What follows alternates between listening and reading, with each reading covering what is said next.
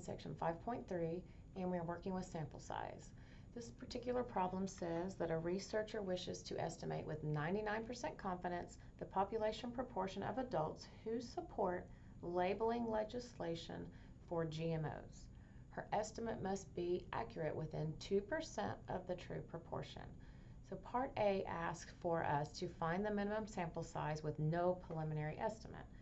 So we go to Stat, Proportion Stat, one sample, and this is width/sample size.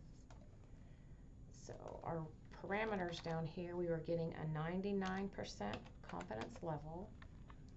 The target proportion remains 0.5 because we have no preliminary estimate. So if you have no estimate, we just split this in the middle at 50% or 0.5.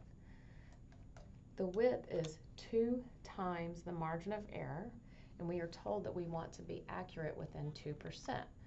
So 2% times 2 is 4%, so 0.04 for 4%.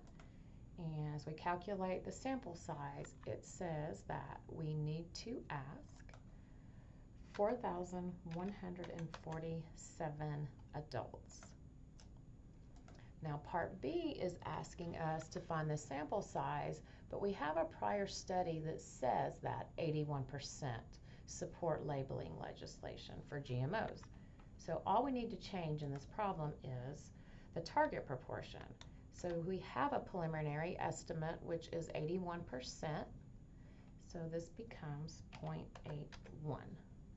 And our width is going to be the same. I'm just going to type over this and put it back at 0.04 and hit compute. And this time our sample size is 2,553 adults. How do the results compare? So when we do have an estimate, our sample size decreases. So here we had the estimate and here we didn't. So this is a much smaller sample size. So this would be Part A.